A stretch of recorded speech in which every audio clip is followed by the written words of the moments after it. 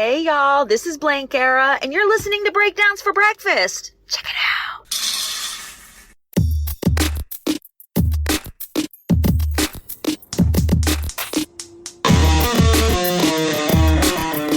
Good morning. Welcome back to another episode of Breakdowns for Breakfast. I'm your host, Danger, and joining me is a fellow that I cannot properly break down an album without, your co-host, Monster. Say hi, Monster. Hello. How are you? I'm fine. How are you? So I am doing better now. I can give you some long-winded, convoluted joke, but I actually wanted to tell you a story. This is not a setup for a bit. This is honest. Something happened to me this. I believe nothing. I believe Okay. nothing you say. Okay. So this past weekend, I haven't talked to you about the shows that I played this past weekend. I was saving it for right now. Friday night played as Crypt Kicker Unmasked, which means just show up in jeans and t-shirt and just normal stuff. Then Saturday we had another gig, but as Crypt Kicker, like with all the makeup and masks and everything. Yep. 3 or 4 songs into the set, I've got this mask on. I can barely see. I'm walking around. I walk over to the bass player side of the stage, and he's got a fan on the ground. And I step over the fan. I see it. I'm standing there. I'm kind of, rocking a little bit. And there's some people in front of me, and they're pointing, and I'm pointing at them and stuff. I take a step back, step on the fan, completely tweak my knee, fall onto my back onto the stage, hit so hard I hit the head of my guitar onto the stage, and the tuning pegs on the back of the headstock, my G string got bent all the way down to where it was touching the tuning peg of the string below it, and I had to brute force it back into place. I thought I broke my guitar, but no, I just broke my knee and my back. So at least the guitar is fine. 2 things out of that. 1, so fans saw you trip over a fan. Okay, first of all, the people in that audience, I wouldn't call them fans. They were onlookers and well-wishers. They were just enjoying. I wouldn't call them a fan.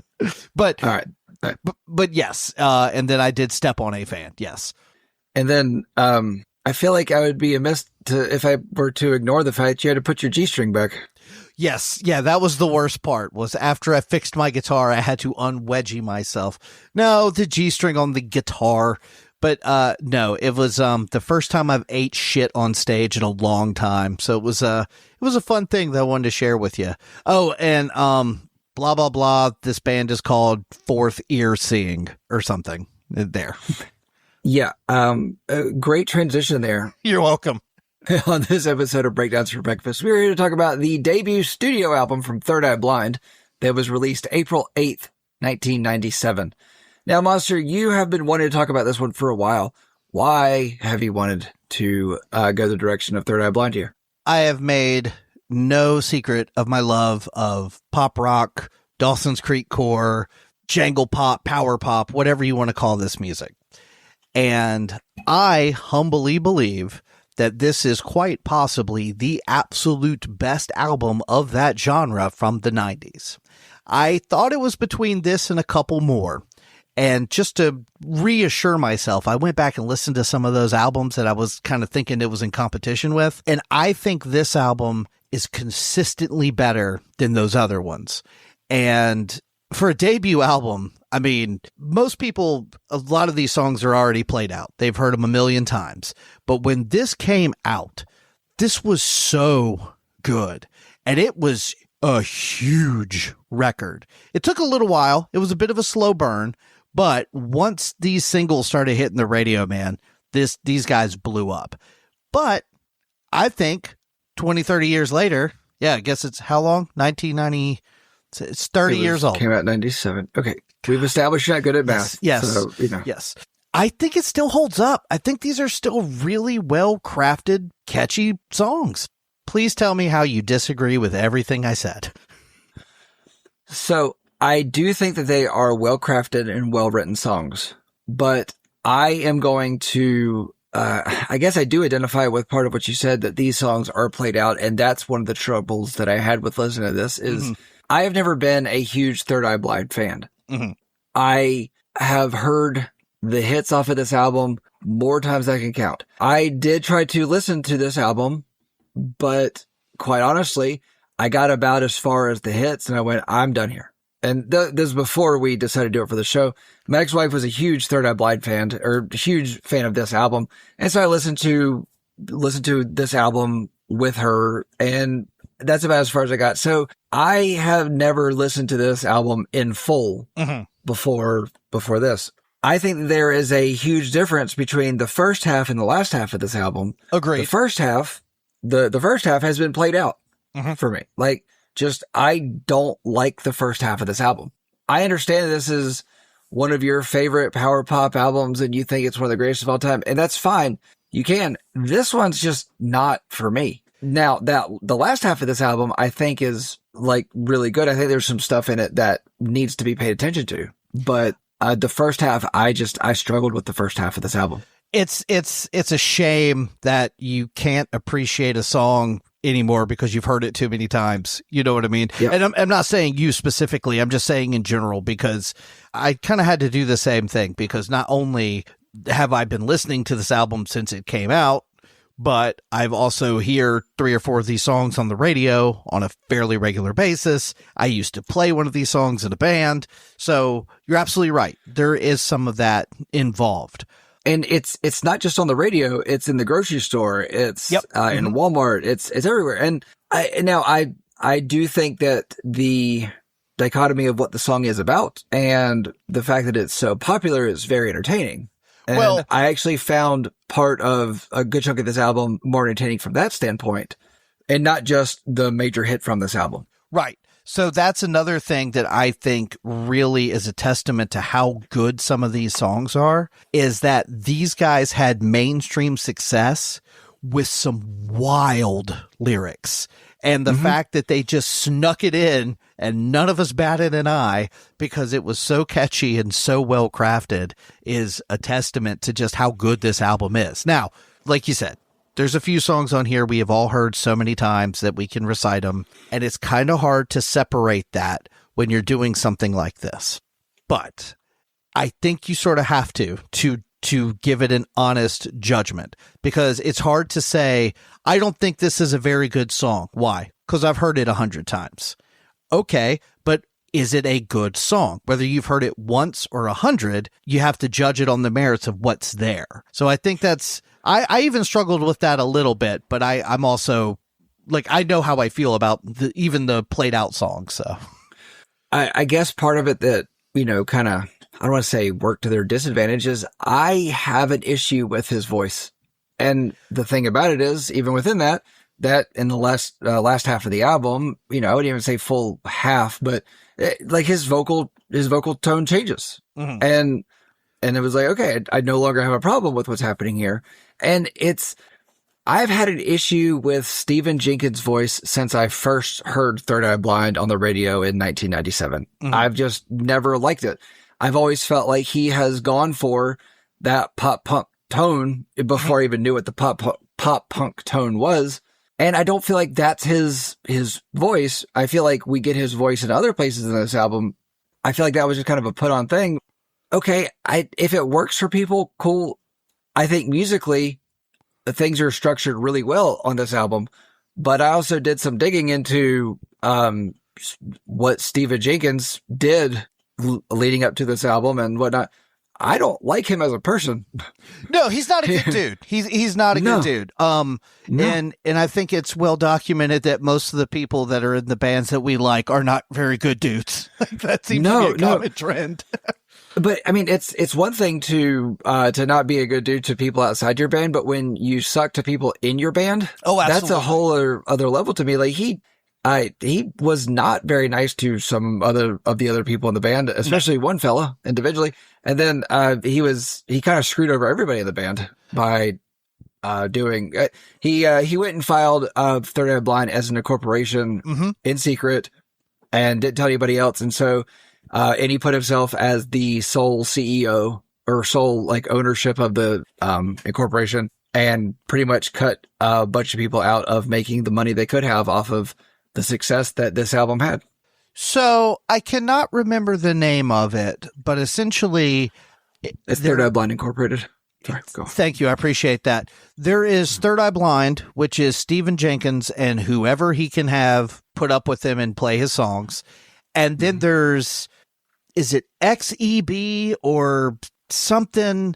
And it's all the guys from this album but they sing instead of Stephen Jenkins. And so they sing the songs, because my buddy actually went and saw this in concert and said it was really good because it's the band and it's the songs and it's what you remember. It's just not Stephen Jenkins. And yeah, I'd be curious to hear that. Yeah. As we're talking, I'll try to Google it and see the name of that band, but we talk about this all the time, separating the art from the artist. And the thing about some of this is, for better or for worse, the lyrics are very personal. And I think you get to know a lot about Mr. Jenkins throughout this album. And I think he makes it pretty clear in the lyrics he's not a very good person. So, I mean, So it's one thing to me to be writing lyrics about things and put onto a song, because I can't say that everything that I've ever written down is, reflection of me and who I am. I mean, I used to write a lot of poetry and I wrote songs and stuff for people, and not every word I wrote down was a direct output of who I am. But just the things that I was reading about what he did to the other people in the band just did not sit well with me. Mm-hmm. And so that didn't make me like him as a person, which didn't help me like the songs anymore. But, I do have to say I did find myself liking the songs on the back half of this more, because the back half of this album, it's almost like the hits stop at a certain point. The singles stopped at a certain point, and then the rest of the album is what I feel like Third Eye Blind should have been known for, really. This album should have been known for. So a couple of things to backpedal a smidge. I was correct. It is XEB. That was the name of the band featuring the old members without Stephen Jenkins. You mentioned his voice. I will give him credit because you're not wrong. There are times that he has this pop punk voice. He actually was part of a rap duo before Third Eye Blind. And so I think that's why he actually legitimately has a pretty good flow on the couple of songs where he does kind of have that rapid fire delivery. I was thinking at certain points he did have more of a hip hop tone to his vocals or rhythm. And this is 97. I'm deep in my 311 stuff. So, I mean, for me, it's like, oh, we've got like power pop songs with rapped vocals. I'm like, yeah, of course I, gravitated towards it. But then there's a couple parts where he basically screams, and it's a high pitched kind of nasally scream. But again, you're not hearing Goo Goo Dolls in Everclear. Well, Goo Goo Dolls, obviously, when they were a punk band versus when they became famous, blah, blah, blah. But I'm just saying that, like, this album for the time that it came out was very, very unique and interesting. And I think it still is. You're not wrong that there is this section kind of near the front half of the song that's like, yes, I know this song. Yes, I know this song. Yes, I've heard this song. Like, and it can be a little bit like, sure. But if you're listening to this for the first time and you don't know those songs, it's like, wow, there's a lot of, like, not only are these catchy, but there's a lot of diversity here. Yeah. And I think one of the things that I had trouble with, what you were just talking about, like, yes, I know the song. Yes, I know the song. Yes, I know the song, is not having some of that, 20 years of opinion tainted. Sure. I get that. This whole thing. And I did struggle with that within this, and I tried to separate some of that, but I just had a real hard time with it. But at the same time, it's just not what I would gravitate towards listening to. Yes, I can hear where it's good. I can hear the songs written well. I can hear that it's, something they put a lot of time and energy into. Cool. But it's just not for me. Yeah, I'm not surprised. I mean, I know you're not a big... Excuse me. The first 7 tracks are just not for me. See, and I actually kind of disagree with that, because even though in that first 7, we do have a couple of those, I've heard this song 7,000 times. There's also a couple that we don't hear that often that I think are some of the best on the record. And well, see, I think part of that works against me is I heard a lot of this. I heard the first at least 7 tracks off of this album more times than I could count because my ex-wife played this all the time. So yeah, I mean, there's certain things that stuck out to me, even about the non-hits that were on. I mean, because there were a lot of hits that came off of this album, a lot of singles, and they got a lot of play for a long time. Some of them still do. Still do. Yeah. You know, yeah. So, okay. I did mention, or we both mentioned, Stephen Jenkins. So do want to run through the people right quick, for people that don't know who's in this band. So, sorry. Do you know where this album was recorded? I thought this was an interesting. Yes. Skywalker Ranch or something, right? Yep.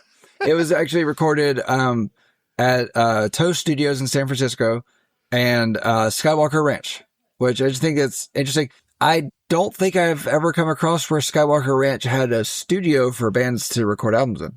That doesn't surprise me. I'm pretty sure there is like a deluxe updated version where George Lucas added more explosions. Yep. There's extra monster sounds in the background and stuff. I have not heard it. I'm sure it's great. And somehow you hear the CGI. It doesn't make any sense. You can hear the CGI. Yeah. Okay, so the people of this band. So Kevin Cadogan, I think is how you pronounce his name. He's on guitar and auto harp, which I thought was an interesting thing. Brad Hargraves on drums, Stephen Jenkins on vocals, and various other things. And then I guess it's Aaron. It's Arion. Aaron Salazar on bass. And I do have to say, I do not remember the bass being what it is on this album because I was very surprised by the bass in a lot of places. I really struggled with listening to this one in headphones because there were certain places where my eardrums didn't like the sound that was happening, the whatever tone it was. But I wanted to hear the bass better, and I heard that much better through headphones. So I don't think this is like an album that you should listen to through headphones, but you're going to miss a lot if you don't. I will say that. Agreed. And also, obviously, Stephen Jenkins, his voice is a big part of this album. His lyrics are a big part. But Kevin and, I'm not exactly sure how you pronounce his name either. Arion or Aaron, I'm not 100% sure. They wrote this album. This is essentially their album, in my opinion. And so that's why that XEB thing was a cool opportunity to see these songs done by the people who wrote these songs. Obviously, you lose something with Stephen Jenkins' voice because it is, love it or hate it, it's a big part of this sound. It's a very dominating presence within it. Absolutely. But I think got to give them credit because a lot of these songs, they are the way they are because of the rest of the band, not just Jenkins. Yeah. So the album was produced by Jenkins and a gentleman by the name of Eric Valentine. Have you ever heard the name Eric Valentine before?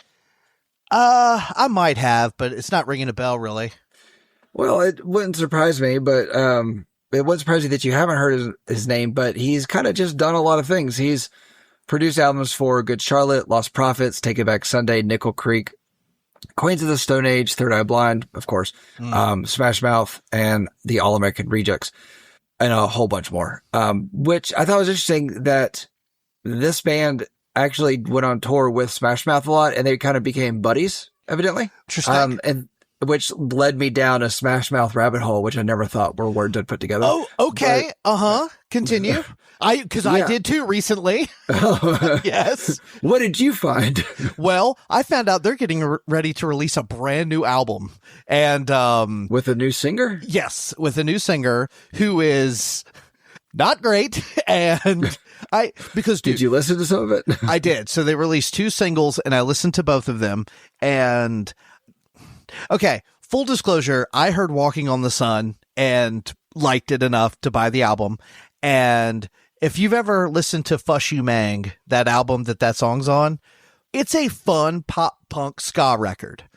It sounds nothing like Walking on the Sun, but they went the way of Sugar Ray. They had one hit that sounded a certain way, so they just kept writing that song over and over again. And the new singer, you wouldn't think it'd be that hard to replace the guy from Smash Mouth, but apparently it is. Yeah, I wouldn't think that it's hard to replace him at all, but I guess when you have done something for so long to bring in income, you have to kind of just keep going with no matter what you can find. I feel bad for those kind of guys because, like, it's not the dudes in Smash Mouth's fault that their lead singer had an incredible drinking problem and terrible health issues. You know what I mean? Like, but that's how they make their income too, you know? So full disclosure, when it comes out, I will listen to it. And listeners, if you want us to do it for the show, we got to start that Patreon. If you want us to do it for the show, please keep that to yourself, because I don't want to listen to it. I just don't want to. Oh, I will. I'll do it by myself. No, I do feel bad for members of a band whose lead singer is just a problem, like Lost Prophets. I just mentioned. Well, that's a whole other problem. Well, no, I mean, I'm not saying that Steve Harwell from Smash Mouth and what's his name? Ian Watkins. Ian Watkins, thank you. I'm not trying to compare them, but it's like the rest of the guys in the band are not, they were victims in that situation, in my opinion. Absolutely. But, yeah. But the guys from Lost Prophets, I feel like Jeff from Thursday took pity on them and decided to make a new band with them. And that album sucks. It should have been so terrible. much better. God, it's bad. It really should have been. So back to Third Eye Blind, you said they played a lot of shows with Smash Mouth. They were in my first 5 big concerts. I saw them in 1998 with Eve 6 and Our Lady Peace. And I looked up on Setlist FM to see what their setlist was. I couldn't find it. It wasn't on there, but it was 1998. So it was probably this album. They probably just played this album in maybe a cover or two. I feel like they probably would have been a lot of fun to see at this time, but I feel like this is an album that doesn't age well live. I don't feel like Stephen Jenkins is probably doing the same amount of energy, but at the same time, I don't have any desire to see them. I would like to see them if they played the songs off of this album that are not the singles, which is not going to happen. Yeah, and to be honest with you, their next couple albums are also really good. They don't have any monster singles. I mean, they have some singles, like I'm sure you've heard Never Let You Go.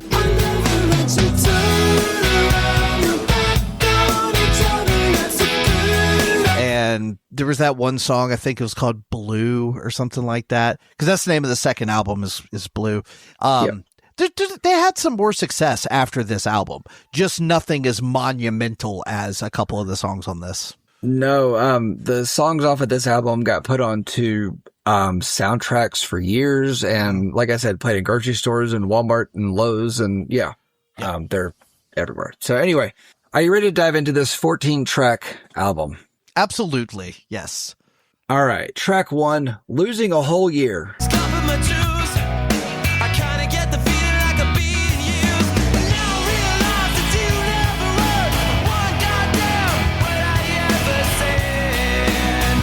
So I'll be honest about this one. When I saw the title of it, I thought, I don't recognize this one. I see this as single, but I don't recognize it. And then I started playing, I went, okay, I know this one. I remember buying this album, and there is no parental advisory sticker on this album, but there should have been. Yes, there should have been. Were parental advisory stickers a thing in 97? Yes. Oh, absolutely. Yeah. Absolutely. Yeah. Because this was in my age where I was trying to finagle albums. Like, this is around the time that I got the first Slipknot album, because it didn't have a parental advisory sticker on it yet, and my mom didn't look close enough to the actual image, so she didn't catch the joke, so I was able to get away with it. So, but I remember putting this song on and being like, all right, cool. And then it was like, oh, he says GD a lot in this song. I better turn this down. Evidently they're staying in that bed a lot. And yeah, I was a little surprised by it, and I will say that I did throw this album on in the car, just because I always like to just get an idea of what the kids think. And sure. This is a good one to play around your kids, right? But then it's like I just did it out of almost habit, and then it was gonna stay in bed. Yeah, okay, I'm just gonna turn it down. But I will say that they. So I just took them, their school is just up the street, and tonight was their open house, and so I took them there to it. And so it was kind of funny listening to them kind of humming or lowly singing certain parts of this album that because I would just skip ahead because it's, I don't know, 5 minutes up the road and all, and so it was entertaining. But yeah, to open your debut album with this much falsetto.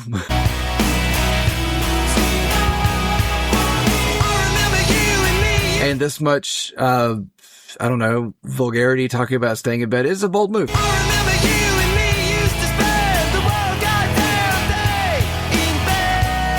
There's so many things about this album that make me go, that's a bold move. Yet somehow they get away with it every time. It just works. Like there are songs that I like on this album more than others, but there's not a single track on this album that I go, this is bad. I can't believe they did this. It just works. I don't know. I do think this is, I don't know that there's a better opener on the album, but this to me is kind of a strange opener, mostly lyrically speaking, but also musically. It's a little bit, I don't want to say aggressive, but if people know this is the Semi-Charmed Life band and this is the first song they hear when they get the album, it could be a little off-putting at first. Yeah, I can see how that would be, but I had to take a step back from the vocals within it. And I did recognize that this is a good song with just some great guitar layers to it. Yes. I mean, it is excellently built, but this is not one that I would return to because, again, it's just not for me. But the guitar work on this opening track, I would say the guitar, bass, and drums, like it was all just really solid. I feel like this is an interesting opener for what I feel like became one of the pivotal 90s albums or late 90s albums, let's put it that way. Absolutely. It was just a strange choice, but I did like the music of it. I do. And to give Jenkins a little bit of flowers. No, we're not going to do it. No. Well, go ahead. Sorry. Every time it gets to the line where he says, a sink full of dishes and some aqua lube. A sink full of dishes and some aqua lube. It cracks me up every time because, again, yeah, like there was a couple lyrics that popped out to me in this album, but I missed that one. Yes. I hear that every single time. It cracks me up, but it's like Athenaeum's not going to sing that. No, a lot of these bands, it just doesn't happen. So, as far as the actual song goes, I agree. I think there's some cool guitar stuff. He does do like these little screams at like 2:39 and then one more at like 2:45 right after. That I think the kind of screams I have listed, because they're not really screams, but they're just kind of angry shouting. Again, kind of a thing. Stuff that, like, trying to think of some of the other bands from around this time, late 90s, early 2000s, like SR-71 and 9 Days and Stroke 9 and all of those kind of like pop rock bands. They're not getting away with this. They're putting the word lube and GD in your song 6 times and like, but they do it and they get away with it because it's a damn good song. So I will say that I do like at 2 minutes the fun little part that we have going into the solo. Mm-hmm. Mm-hmm.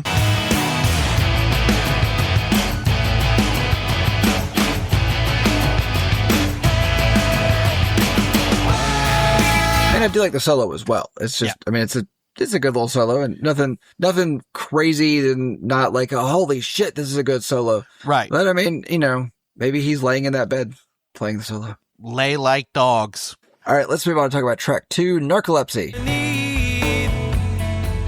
I try to keep awake, but I can feel this narcolepsy slide. Okay, so Mrs. Danger, not Miss Danger anymore. Mrs. Danger. Made an honest woman out of her. She's a teacher. And so she was obviously at the open house tonight. And so she came home. She was telling me about the kids in her class. And she kept getting narcolepsy and epilepsy mixed up. And first she told me she's got a girl in her class with narcolepsy. And I was, really? Are you sure it's not just a bored kid? No, I didn't mean narcolepsy. I meant, yeah. So it was just a funny thing. And it was like, as she was saying it, like just earlier today, I was like, I am going to bring that up because that is fun. That's, yeah. And what a terrible thing. What if you had both narco-epilepsy, where you just like fall asleep and get the shakes? That'd be awful. So I know that, like, at Cookout, and for those of you who are not around, Cookout is probably one of the best fast food restaurants in the South. But absolutely. You can stack flavors of milkshakes. I don't think you could stack Epsies, You can also get a corn dog and chicken nuggets as sides. So yeah, it's true. That's true. It's a great thing. anybody who comes to, I don't know, North Carolina, South Carolina, Virginia, Georgia, I think they're also in Tennessee. If you come to one of those states, please go do a cookout. And I'm partial to their quesadillas, even though they're not. Me too. Yeah. I love the quesadillas. Yeah. They're not big. They're just got such a good flavor. Yeah, and they wrap them in foil, and you can they're floppy, and you can fold them over. They're just, they're great. Okay, we have got to talk about this song. We do. I don't even know how we got to Cookout within that, but anyway. This is possibly my favorite song on the album. This is something that Third Eye Blind does that a lot of other bands, especially in the genre, don't do. I call these songs builders. There's one more on this album that I consider also a builder, but then nobody there's also in this band's name is Bob. Put it this way, I was debating between calling it a builder or a grower, and I stand by my decision. It's definitely not a shower. So basically the first minute and 25 seconds of this song are very slow, and it's kind of very atmospheric. It's peaceful. It's kind of romantic. Demon in my brain who starts to overwhelm. And then at 1:25 or so, it kicks into almost like a pop punk thing. And the beat goes double time, and it just has a totally different vibe. To another nightmare. And I think God, I love it. I love both pieces. I love how they flow into each other. I think it's great. See, if this was an album that I brought, you would say it took 1 minute and 24 seconds for anything to happen. That 1:24 is this beautiful sweeping piece. If it was just an acoustic guitar and a guy whining because he got his feelings hurt, I would be saying that. I agree. But this is a little deeper than that. No, so this is him whining about being emotionally numb. And falling asleep when he's driving. Yeah, right. Right. Okay. I didn't hate this one, but I almost had to adjust myself for when it does change. I do like that we do get a dropout into some energy at 124. Cool. But I was almost comfortable in where we were. And it was we just took a big drop in energy from where we just were in track one. And then it takes a while for energy to kick in. I do like the solo that we get at 212. I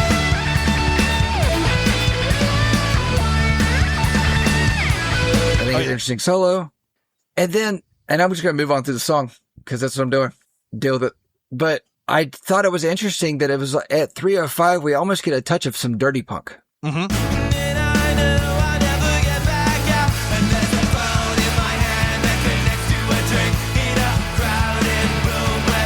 Which I thought was an interesting thing because I didn't like the song until, 3:05. But then, we get a bit of that dirty punk, and then we get the thing that I hate the most in this world with songs. We get a false ending. Yeah, you do. It just stops.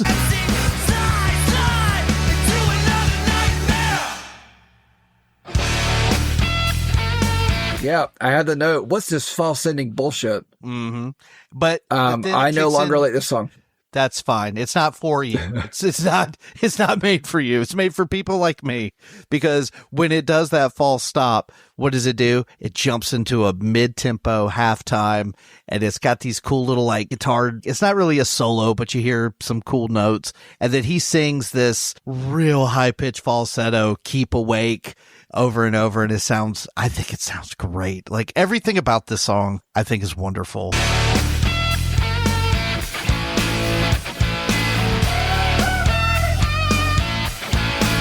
You can continue thinking it sounds great. Honestly, I think that where it stopped there, I don't like anything else that's happening there. I don't like it. It just doesn't sound good to my eardrums. I don't know if he's hitting a tone or whatever. And this is one of the things where it's I was actually enjoying everything that was happening in the song. And then we get that dirty punk part at 3:05.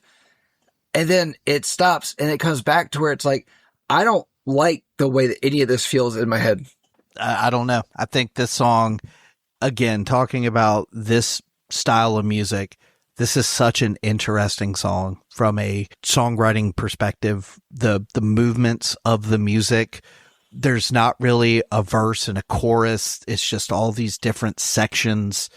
I think the lyrics are really cool. There's one of the last verses he sings, I think I love this line. I also love his delivery where he says, "And there's a bone in my hand that connects to a drink in a crowded room where the glasses clink, and I'll buy you a beer and we'll drink it deep because that keeps me from falling asleep." And there's a phone in my hand that connects to a drink in a crowded room where the glasses clink, and I'll buy you a beer and we'll drink it deep because that keeps me from falling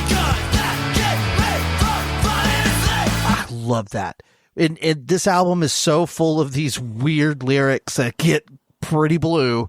That lyric to me is just like, it's triumphant, but it's also sad. I don't know. I think this song is a lyrically, musically, performance-wise, this song is leaps and bounds better than it has any right to be. I'm glad you like it. I'm sorry you don't. I really am, because it's a great song. No, I can hear how.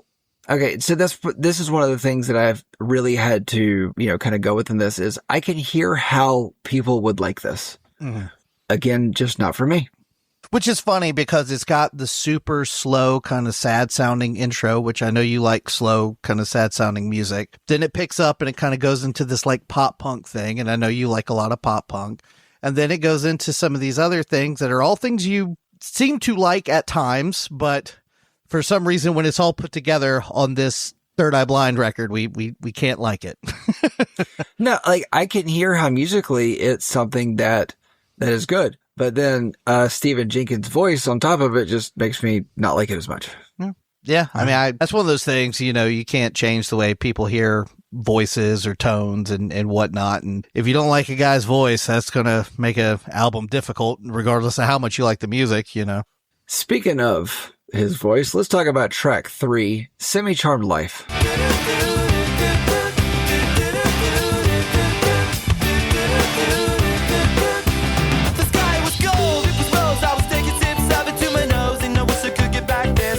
So this was one that one of the girls got out of the truck singing the doo-doos. Oh, sure. But she was doing wrong. I tried to commit it to memory, but I couldn't get it because I've got the way he does it in the song in my head so much that I couldn't almost override it with hers. So yeah, but it was wrong and bad. But okay, I do not like this song. I don't like it. And I think it's the, 30 years of tainted that I've had in my head of this song where I've just heard this song 7,000 million times. But I do love the juxtaposition of this song is about crystal meth. And it's the happiest summertime anthem ever. This might be one of the most lyrically filthy songs that has ever been this mainstream. This song is instantly recognizable. Everybody and their great-great-grandmother has heard the doot-doot-doots and can sing along to that, except apparently the triplets, because they can't do it. But they don't need to be listening to this song anyway. You think 1 out of 3 would have gotten it, but, the odds are against us with Third Eye Blind. They were killing it on the harmonies. They were right on top of that, but they just had the doot-doot-doot rhythm wrong. Yeah.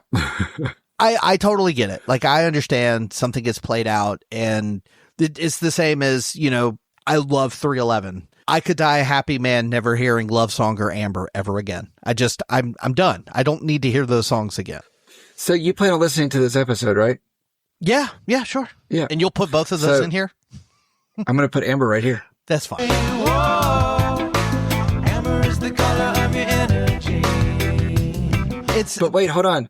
I'm going to put Love Song right here. However far away, I will always love you. And I can safely say both of those are fine songs. I thought Amber was great the first time I heard it. I never really warmed up to Love Song because that song has so much energy and is so upbeat, and then their cover is just so draggy that I get it. Other people dig it. Whatever. It doesn't matter. But with this song, I liked how upbeat it is. I like the big, bright major chords. the lyrics are wild. Like the fact that they got away with this, because here's the other thing. Plenty of rap songs and you know, whatever get hugely popular and they just censor it. They just bleep a bunch of stuff out. Nothing's bleeped here. He's not swearing. He's just talking about the most atrocious things. Oh, lyrically, this song should have only seen the inside of truck stop bathrooms where people are doing things to get money to buy crystal meth. But it sees the inside of, you know, Jeeps with no top on them driving 45, 50 miles an hour at the beach. Yep. You know, but I mean, this is a great example of what you and I have talked about a bunch of times, where a song that is not a happy song is, you know, lyrically is given the most happy tone and delivery ever. And this is the best example of it, aside from No Rain. And I don't understand why I sleep all day. No Rain, and then a more modern example. Blind Melons. No Rain. Yeah. A more modern example is Pumped Up Kicks. Is that Foster the People? Yeah. All the other kids with the pumped up kicks, it's been run, now run my gun. That's sort of the modern equivalent, I would say, because it's a fun, upbeat, easy to tap your foot to song about a school shooting. So, you know, that's not great. Well, I feel like it was more about trying to survive a school shooting, but I don't know. I feel like you're splitting hairs. I mean, I didn't say it was from the gunman's perspective. I just said it was about a school shooting. Like, even within the school shooting, it's still like the hope of survival. I'm trying here. I'm trying. No, but in this case with Semi Charmed Life, it's love Stephen Jenkins, hate him, whatever.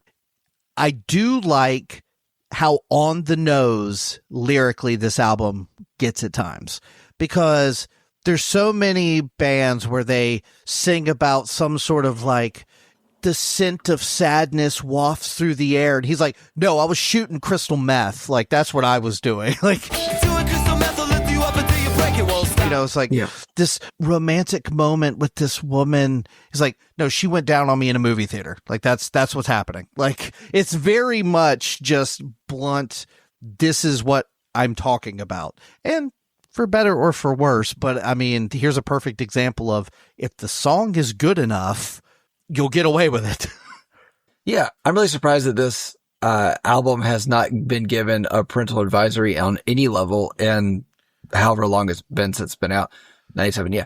29 years. Yeah. I really am surprised that nobody has picked up on these things in that amount of time, because I was just Googling this album, this cover, like just trying to find where it was. And nowhere.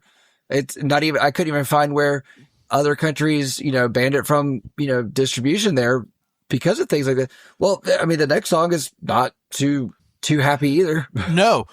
And the next song, at least musically and lyrically, sort of go together. Whereas Semi Charmed Life makes it sound like doing crystal meth is like the most fun you can possibly have.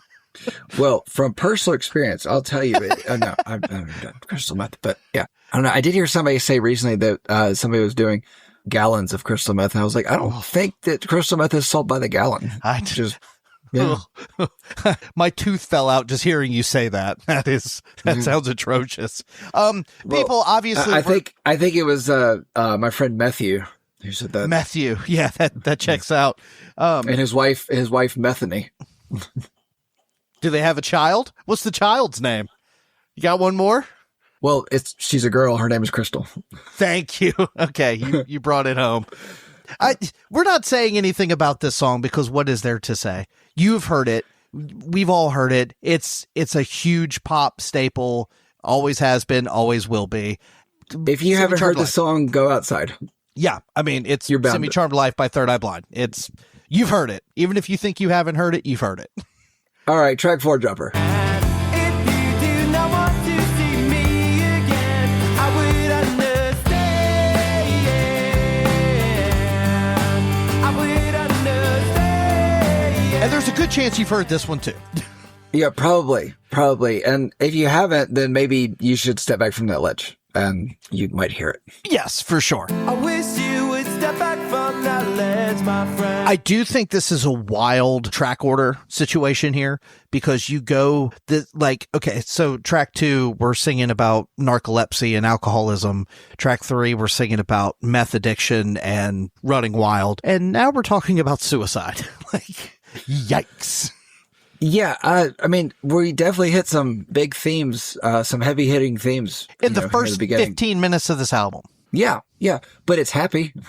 It is. And that's the thing is, even though this song does kind of start in more of a minor key, it's still upbeat. And this is another one that I put into the builder category because it doesn't have the huge like tempo shift that Narcolepsy does. But there's a point in this song where it kind of breaks down and then steadily builds and steadily builds. And when it hits, I've heard this song 1,000 times, but when that hit comes in, still gives me chills to this day.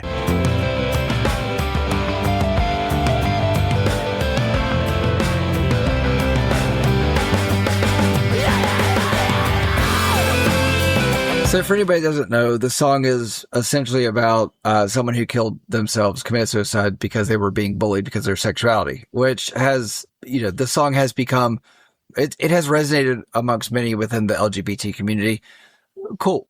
But outside of the meaning of it, because I do think it, has good intentions behind it. It's when your song with good intentions is played 50 million times on the radio and in every store that I walk in. I just have trouble really listening to it and being able to separate that. Yes, I can hear that the acoustic arrangement of this song is great. I can hear that there is some just fantastic vocal layering happening here. I can hear that it's got a huge sing-along chorus. It's almost like a chorus that's meant to be just sung by a group of people having a good time. I wish you would step back from that ledge, my friend. You could cut ties with all the lies that you've been living in. Hopefully not on a ledge somewhere. But yeah, it just like I can hear that there's all these things to it. But I don't know. I feel like the best part of this song is 221 when Jenkins is yelling from the next room.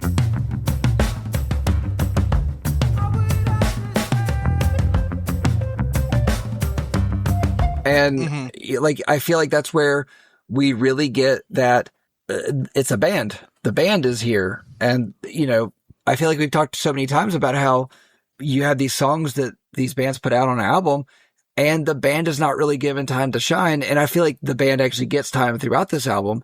And this is one of them. And I appreciate 221 for that. So 221 is the start of that building section.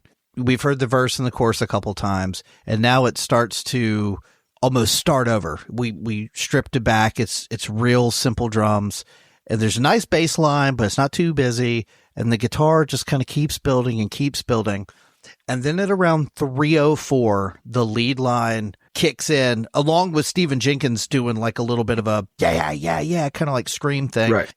Chills, like literal chills. Like every time I hear it, it feels like this song with the lyrics being as deep and painful as they are, to have this almost triumphant moment, I think really, I get what you're saying, dude. I mean, I've heard it a million times too, but I can't judge a song on its merits based by the fact that I've heard it too many times. It's either a good song or it's not. And if I've heard it, so be it. But again, a testament to how good the songwriting is, even after 700 times. On 701, that part still gets me because it's so well executed. So it is very well executed, but I guess because I've heard it so many times and I've always recognized that that's the best part of the song. And so I don't get chills because I've been chilled out enough from that where it's like, I've heard it so many times. it doesn't have the same effect. Because I'm okay with this song, but at 221, I think the song really becomes good. Like, I really like it from that point forward.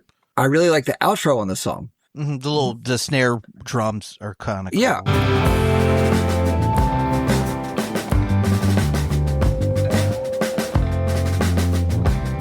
I really think that the snare work in the song is fantastic. I like the snare work at the beginning of the song I like the snare work at the end of the song.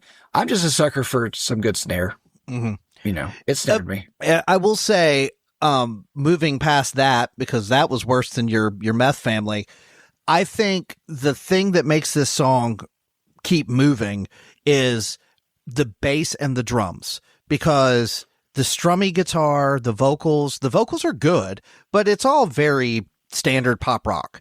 But because the bass and the drums keep doing interesting things, even in that 221 part that you're talking about, the bass gets like do do do do do do do do do do do do do do, like it's like cheerful, you know, which is just such a great juxtaposition with how dour the first section of the song is.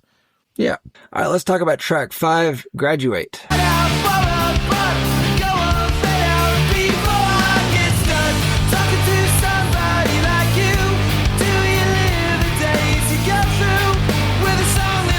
I didn't realize it at the time, but what this song is and what my high school tried to use it for when I graduated. So there were a few songs that my high school was kind of floating around for what song they were going to use for a graduation song. And this is one of them. And I think like everybody at the school was like, we've heard this one, you know, cause graduated in 2004, the album came out in 97. And by this point, you'd already heard the song 4,000 times. Yep. And so, everybody kind of rolled their eyes at it, but it was really just the name of it. And then him yelling, "Can I graduate?" But I kind of felt like that was a funny thing where it was like, you're picking a song where we are graduating and the song is constantly asking, "Can I graduate?" Plus it says the word bastard 3 or 4 times. And there's also the troubling part where he says something about someone poked you down below. Someone poked you down below. Which that's probably a reference to something. Yeah. Given his bluntness with, suicide and crystal meth, I'm going to guess that poking is not consensual poking. Okay. This is as good a time to bring this up as any. Are you aware of the album cover situation? Somewhat. I did read a little bit on it, but nothing really jumped out to me about it. Tell me what I missed. If you go to Spotify or wherever to listen to this album, you will see that the album cover is can't remember her name, but it's a model. It's her face and Jenkins' hand kind of on her forehead. She's smiling real big. It's also very, very red. Very red. Yes. There's a different color version. Okay. The original cover is more of a sandy brownish kind of color. And I think they said the record label made a couple 100,000 in that whatever, because they didn't know if this would be successful or not. And I have one of those. I have the original cover. They changed it to the red because the label said it was more eye-catching and it would stand out more on record label shelves. Now, I'm pretty sure it had to stand out to draw attention away from the toe of yeah. Because Third Eye Blind and Scrape, T and S, they're not that far apart. You could see them side by side. So, which I don't necessarily love this album cover either. I think it's hard to understand what's happening. I think she's actually smiling and happy, but because of the hand, it sort of looks and the lyrical content, it's like hard to know exactly what's happening in this picture. Anyway, I say all that to say that my version of Graduate is different than this version of Graduate. It's not a huge difference, but if you go to YouTube and listen to it versus this one, it's mostly in the intro, because this song, if you notice, like especially like on Spotify, it almost sounds like it starts a second too late. Like you miss like a half a second that should be there that's not there. It's like the song starts too soon or something. But that opening riff I think is really cool. That doom daddle down, do daddle down, boom boom daddle down. I like that.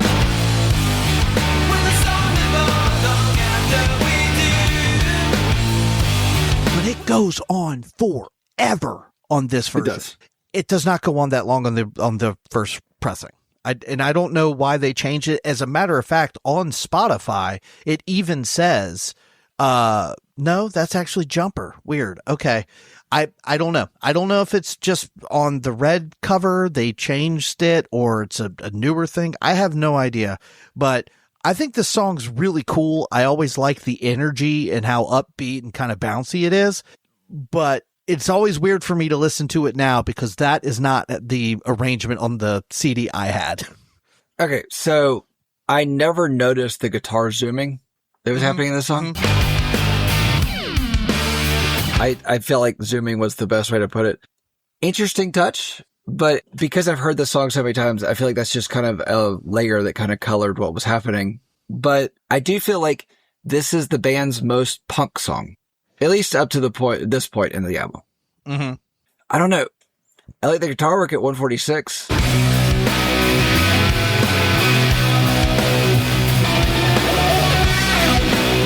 But I also feel like that little bit should have been the main part for the solo.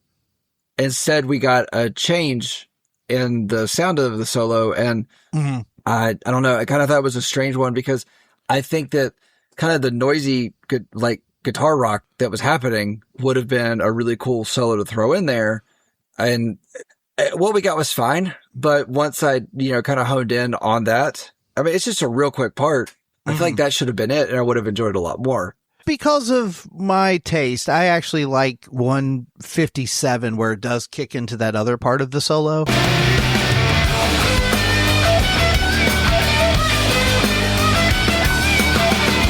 Because it is kind of that like lyrical melodic thing that kind of gets stuck in your head, I feel like the other sound would have just worked better with the song because, like I said, it is their most punk song up to this point, and I feel like it would have just kind of, I don't know, dirtied it up a bit.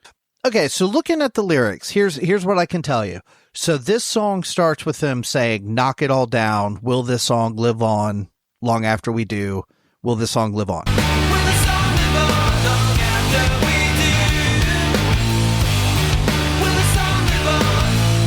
None of that is on the original version. It starts with, "Can I graduate?" So it's kind of cuts all that first down, down, da da da down out of there.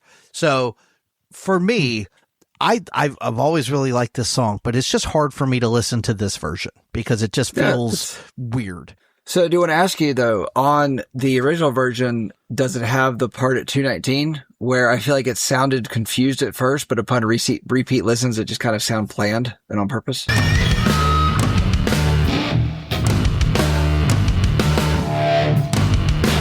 Yeah, so all of that's still in there. I honestly think they just maybe elongated that intro or something. I don't know. I'd have to listen to them side by side to get everything that's different, but I just know that it goes on a lot longer at the front of this song than it used to. Or maybe this is a Mandela thing and I'm making all this up. I don't know for sure, but I'm pretty sure I looked it up on YouTube and you can hear the original version, and it is different. By the way, and Fruit of the Loom used to have a cornucopia, but Kazam, that's Shaquille O'Neal. Yeah. By the way, I kind of had this thought when I was reading through the lyrics and stuff this go around. Part of me wonders if he's talking about graduating AA. Okay, and so not school. It's not about really either. Okay, so what I have here is, according to Cardigan, but he's not a sweater. The song originated from a bandmate jokingly saying the phrase, "Get ready to roll," with Jenkins then crafting the lyrics, "Can I graduate?"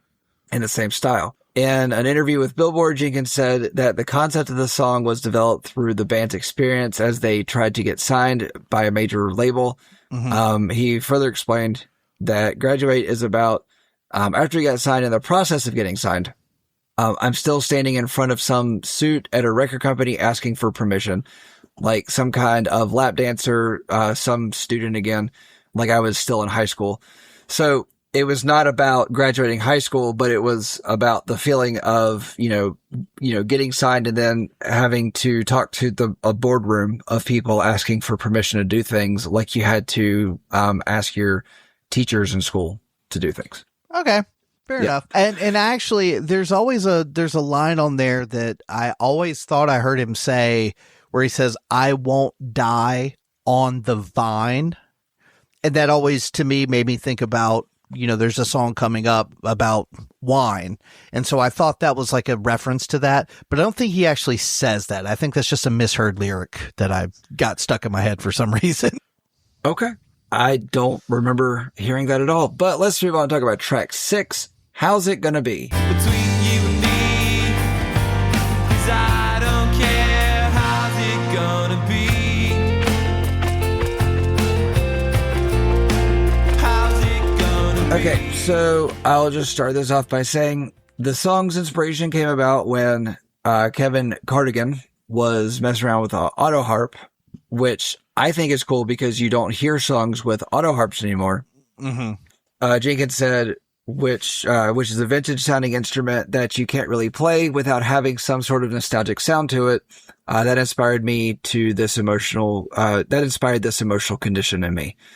He said this condition surrounds the idea of lost love, of realizing that there may come a despairing day when the two meet up and no longer know each other. So after reading that and understanding, it's like, okay, so this one is I definitely understood this better because it's about two people that were in love and then are still together, but no longer in love. But it's almost like they're in love or they're just together out of convenience. And once I understood that, it's like, okay, this song sounds different to me. Like I feel different about it. So that is cool. But, going back to, I've heard the song a million times and it's hard to remove the taintedness of this song, but I appreciate it differently than I did before, before understanding that about it. And I was able to listen to the song differently because of that. I will say, out of the single stretch, I guess we could call it, 3, 4, 5, and 6, How's It Gonna Be is probably my least favorite of those. I get that it's very pretty. I sort of I think I might have read or heard something similar about the meaning behind the song.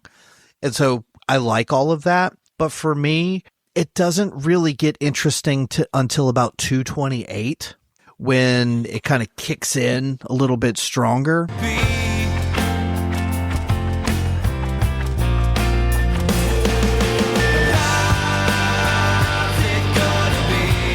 I do have the note that distortion really kicks in, and this goes from being a pretty song about asking questions within a difficult relationship to then suddenly it's, okay, we're here and we're going to move forward now. Mm-hmm. That's what that felt like to me. And then for me at 2:47, when Jenkins starts to really belt it out a little bit. Wanna get myself back in again. I think that's when the song really is at its strongest. This is a weird thing to gravitate towards, but at 3:10, the way he sings how is my favorite part of the song.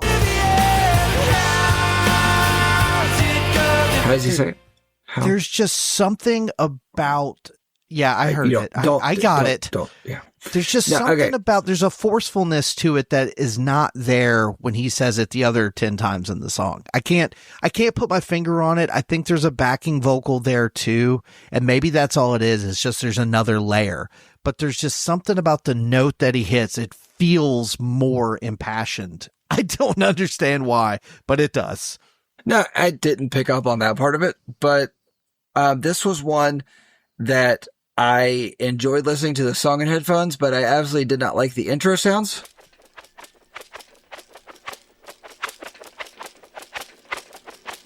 And the outro sounds.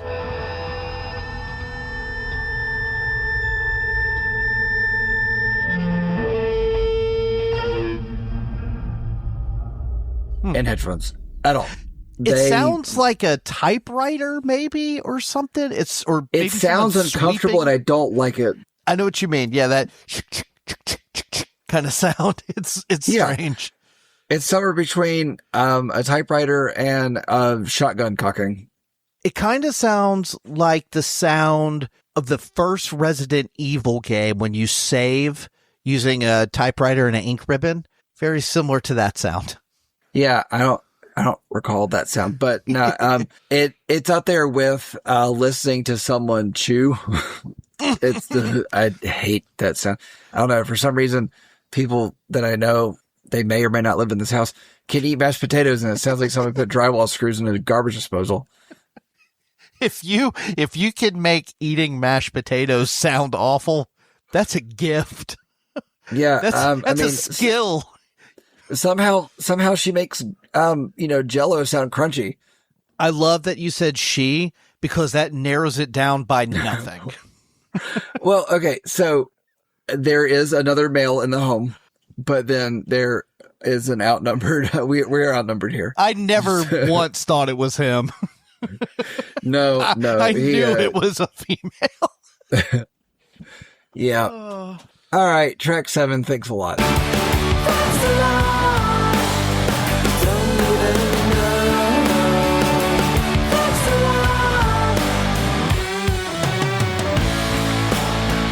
I genuinely like the intro on this song. I think it is a fun intro.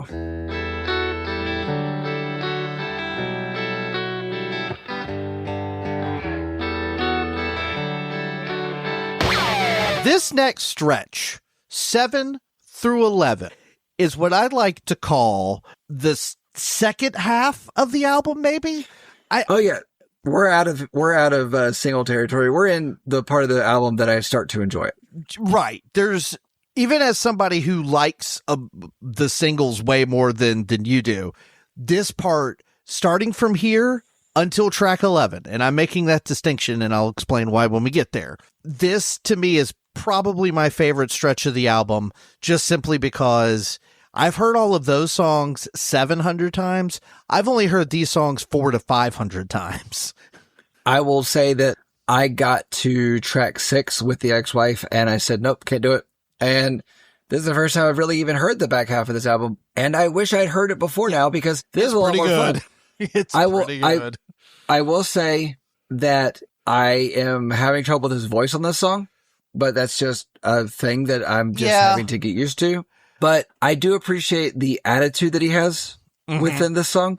It feels a lot more sarcastic and all. Like, I don't feel like he's saying like, thanks a lot. I feel like he's like, thanks a lot. Yeah. It's more of like a leave me alone. Thanks a lot kind of a thing.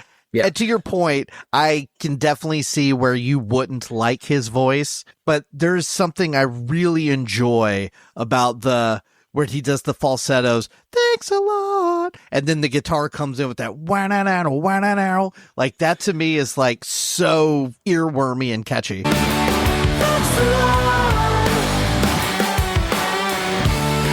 Okay, so I actually really like the guitar line you're talking about, but I could do without the falsetto that we get there. I could do without the high pitch. Yeah. It's almost like if he had just kind of delivered it in his normal voice, I would have been more okay with it. But I really like the line in this song. Her mom and dad live in a separate house with freaks. A zombie mom and dad live in a separate house of freaks. That line jumped out to me every time. And I just think it's fun.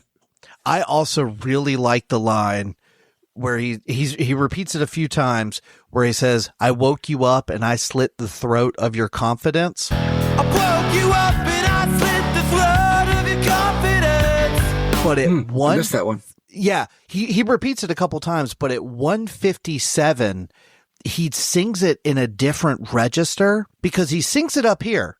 Every time he sings it, it's up here. But at 157, he sings it down here. And it just gives this weird feeling, and I love it. His tone of voice on that line is so good right there. I woke you up and I slit the throat of your confidence. Okay, so 231. Yep. I like the intro. I like the intro into the solo. And I would have liked the solo a lot more if it didn't have those sounds in it, but I still like it. Oh no. What I sounds? feel like after the What do you mean? I remember listening to it going, there's some background sounds in there that I don't like.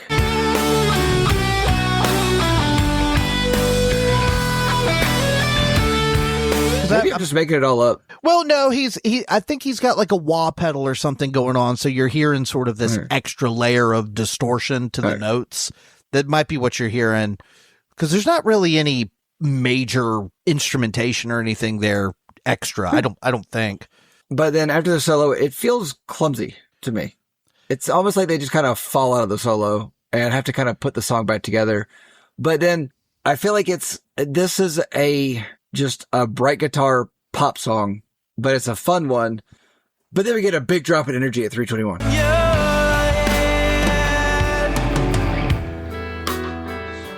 So after the solo, there's sort of a bridge section where you say it's clumsy. I like it. I think it fits there because now we sort of slow it down a little bit. And what you said, the drop in energy, it starts kind of like some of these other songs. It kind of like cuts down and then starts to build back up. And what I really like is during that build up section at 3:25 is when it starts. You can hear these bass harmonics.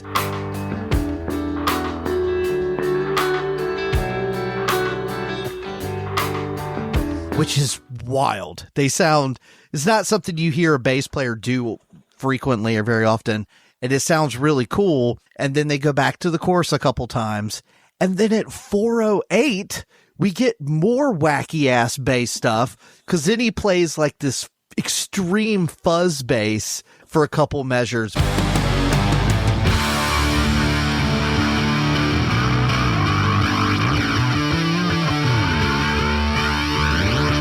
Before ending the song on this huge chorus. I love how big the chorus is at the end of the song. See, I feel like the song should have ended at 4:08 because I feel like 4:08 was the first of 3 endings that we get for a minute in the song. Mm-hmm. No, this song ends for a while, but for me, I don't know. There's so many layers coming and going that I don't get bored. I enjoy it. I feel like that would be something that would be really cool to see live, but not listen to repeatedly. I don't know. I'll go ahead and tell you. I like it. I think it was fun the first time I heard it, but then upon repeat listens, I wanted to listen to next week's album. What is next week's album? Don't tell me. Tell me off air. I remember. I know what it is. All right, let's talk about track 8, Burning Man. Wanna find out you'll will never get what you.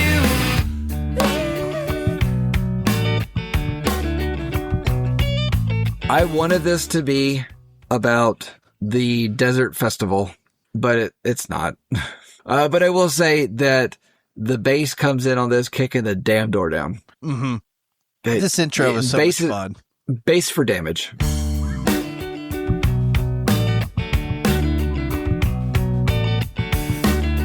This one's fun, man. I always like the how like clean and chimey the guitar is with how thick and the bass is.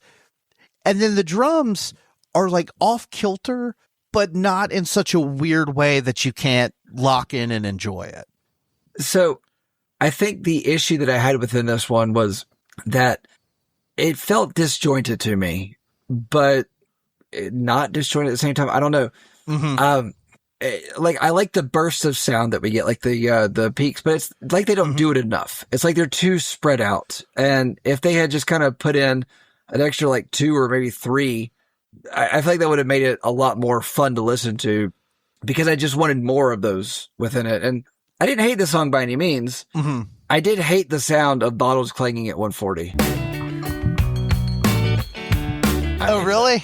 Yeah, no, that did not feel good in headphones at all. But I mean, this one did grow on me. Mm-hmm. I did like this more the more I listened to it. I will say that for me, I'm pretty sure those bottles clinking was probably an accident. They were probably like somebody had a drink in the other room and dropped it, and they just left it in. That is what it sounds like to me. I don't feel like that sounds like it's on accident at all. It feels, to me, it sounds like somebody is like picking up multiple beer bottles.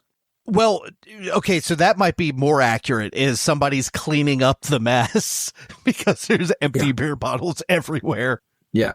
They're hanging out with George Lucas talking about the Phantom Menace getting hammered. Was George Lucas working on the Phantom Menace in 97? When did that movie come out? Early 2000s, right? I was still in high school, I think. Yeah. Well, I've tried to block that one out of my memory. Yeah. So, you know, I feel like 1999. Yeah, I bet he okay, was working so on it. he was. I feel like George Lucas was working on Phantom Menace since like 1977, but he just didn't actually put it into production until late 90s. But yeah, I don't know. The gap is the problem there. This one grew on me. I didn't love this song overall. I do wish they had more of those bursts of sound throughout it, but I don't know. The good harmonies. But the bottles clanging just kind of, I don't know. I want to say ruined the song for me, which it really took me out of it. But I did like this one more. I like this one more the more I listened to it. To me, it's almost like a jangle pop song during the verses. It's like that. It's almost like a jangle pop band playing a song, and then a grunge band walks in every so often, just goes, John, John, John, John, and walks back out.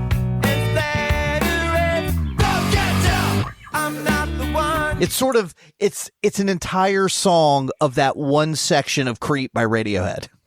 Sorry, what's a jangle pop band? I don't even know what jangle pop actually is. I just thought the term jangle pop was fun. Yeah, so jangle pop is another term that kind of fits these bands that I like to talk about all the time, the Dawson Creek core thing. A good example, I think probably the poster children for this would be like the Gin Blossoms, because a lot of their songs are strummy, but they're not jangle. It's referring to the strings jangling as you're strumming, but it's more on electric guitars than acoustic. So it gives it a little bit of a different tone. It quote unquote rocks it up a little bit. Jangle pop. I like the term jangle pop. I never heard it before. Maybe I should have at this point. Okay. I feel like at 41, I should have heard the term jangle pop. Okay, so I'm looking this up. Okay, jangle pop bands are defined by bright, clean, and shimmering guitar melodies. A few listed are REM. Okay, but you don't like REM. No, most of these bands are not bands that I listen to on a regular basis. Okay, come on now. Hell, I haven't even heard of most of these bands. The Hummingbirds, Life and Film, Real Estate. Yeah, I know Life and Film. I know Real Estate. The Smiths, I know them. The Rembrandts, okay. Gin Blossoms, yeah. Okay, all right. So you get what I'm saying. Yeah, as the list evolved, you evolved. I know. I get it. Yeah, I don't know. Jangle pop is just a fun term. It is. And that's another term I think we can use interchangeably with things like Dawson's Creek core. I'm going to stick with Gazebo core. Either way, it's a Breakdowns for Breakfast original. Copyright. Yeah. I don't know the process of filing for copyright, but okay. Me neither. Steal this. We got no legal ramifications. No. All right, track 9. Good for you. My lights to go. Well, is it good for you? Is it good for you? Hey, child. I feel like that was just devolving into just. Oh, yes, nonsense. Absolutely. You were right to move us along. Yeah. So you were talking about the tone. I like the tone of this song. I like it from the start. Just, it's got a very different feel to it. And this is where I like here in like the 7, 8, 9 is where I really feel, like his vocal tone was starting to change. And I like this, but then at the same time, this is a 14 track album. This is track 9. You know, yes, I did start the album later in the album, I started it later in the album several times and, it was cool, but at the same time, it's like, it was almost like because I knew what was there, it's like it was just almost fatiguing at a certain point. It was fatiguing at a certain point, but good for you. I do like the tone that he has here. Just the tone overall on the song is different. So, fun experiment. If you want to listen to this album and not get the fatigue, like you're saying, a really fun thing to do is keep the first 2 songs and then start at track 7. So you essentially have like a 9-10 song album and you skip that section of all the songs you've heard a bunch of times. And it makes for a very interesting listen for sure. I would be interested in doing that because I feel like that would actually make this a better album overall to me. I mean, I actually feel like After 7 would be a fairly solid album, but partially because the songs of the, before 7 were just ruined for me. I would probably leave in Graduate because I just like how bouncy that song is, but maybe your version of Graduate, not the Spotify version. You're damn right. Yeah. I actually, it's funny. Can I graduate to a better version of the song? I think the dying on the vine lyric was in the other version. That's where I heard it. Okay. That would explain why I didn't hear it. No, it's not there. So it's funny that you would say that you like the tone of this one when it starts. I actually don't. I don't love, it's the second chord, because I like how big it comes in with this massive wall of guitars.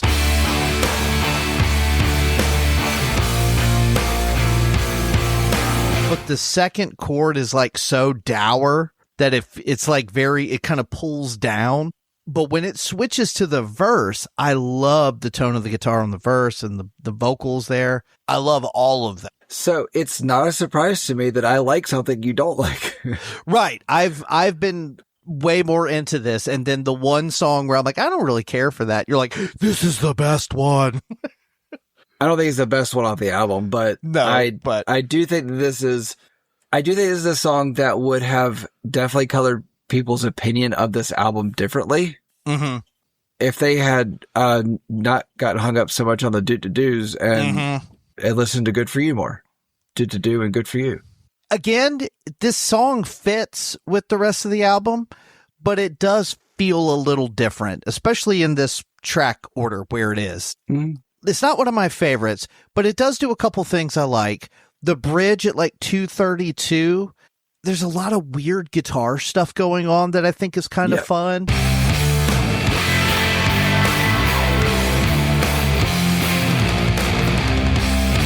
Also, the outro has a lot of cool like leads and good guitar work.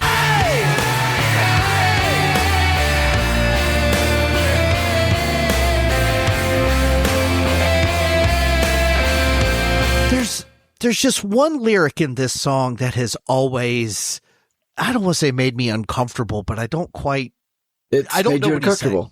I think he says, close to your pierce, I grow wild and fierce. Close to your pierce, I go wild and fierce. Still. Yeah, so I remember that, and I meant to go look at it just to see. Like, I don't know if he actually said Pierce or if he was saying Piers and just pronounced Pierce. it differently for the rhyme. 99% sure it is Pierce. He's next to their piercing. Now, where is said piercing is not disclosed. I'm looking at it on Spotify now, and it says, close to the pierce, I go wild and fierce. Still I let you be, I feel you next to me. Okay. I mean, close to the Pierce doesn't really. Yeah. And then a little bit later, the next verse, he says, hey, child, please stay a while. My smile will not mislead you. Hey, child, please stay a while. My smile will not mislead you. Because I've been without, I go wild with doubt. I grab at you. I can't stop grabbing at you. 'Cause I've been without, I can go wild without. I grab at you, I can't stop grabbing at you. I mean, Don't love that. song's a little rapey. It's getting there. It's getting there. I mean, song's a little Ian Watkins, but Okay. why do I like this song? No. No, it's not. No, it is not. No. Do not besmirch this album. Yeah, so sorry for that comparison to Third Eye Blind and Ian Watkins, because Ian Watkins is a different thing altogether. Yes, that's blah. Please move on. For anybody that wants information about that, go look it up yourself. I'm not talking about it anymore. Yeah, we will 10. not discuss that. Yeah. Track 10, London. I'm trying to chase it after you. The residue is jealousy, me and the dark side of your mind. I wanna get my hands on them. To a club that's pounding in the London rain. The world can end, we won't hear it, I know. So I will say, like, I felt like this one felt different from the start overall. Mm-hmm. I genuinely like his vocal rhythm in this song. Mm-hmm. I think this is one of the better songs off the album.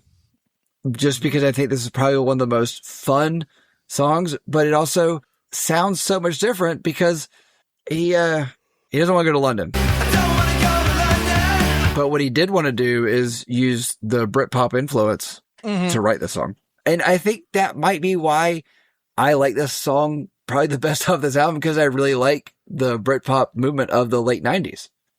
I really enjoy the energy this song brings. This whole section of the album is, I mean, yeah, there's some slower stuff or whatever, but this song just flies out straight out of the intro. And I agree. I really like his voice on this song, except the "wanna get my hands on him" line. You spend your time, I wanna get my hands on him. Every time he says that line, it feels a little clunky to me. Like, it sounds like he's trying to get it out faster than it needs to be, because then it loses some of its aggression that he's going for. See me on the dark side of your mind. I wanna get my hands on him. I always felt like that was kind of like he had this line that was part of the song, but he didn't know how to deliver that line within the song, like to keep it, in step with everything else going on. But it wasn't enough to really take me out of what was going on, but it did feel like a clunky line. I do know what you're talking about there. But I don't know, it really wasn't that he sounded like he was out of breath, but he just didn't know how to fit that one in.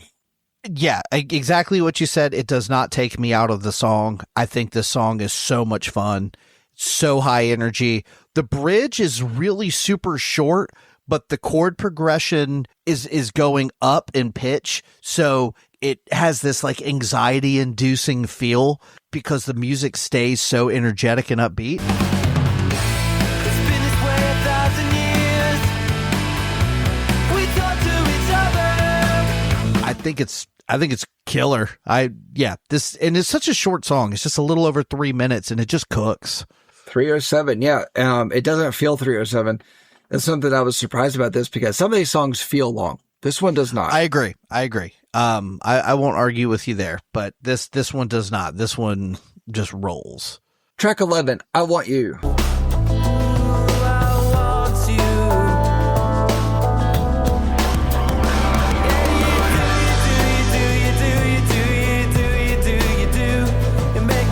So I thought this was going to be like just looking at it, looking at the title, I was like, I feel like this is going to be like a Beatles cover, because they have a song called I Want You.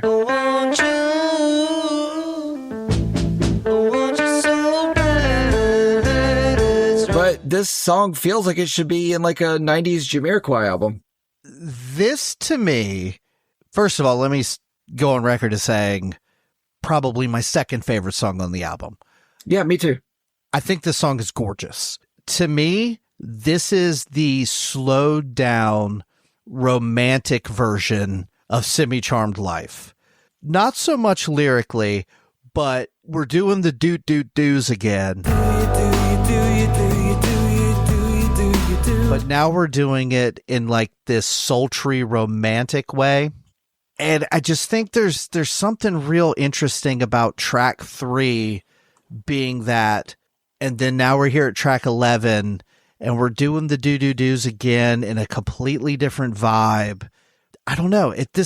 But dude, this song it pulls at my heartstrings. I think this song is beautiful. I've always liked this song a lot.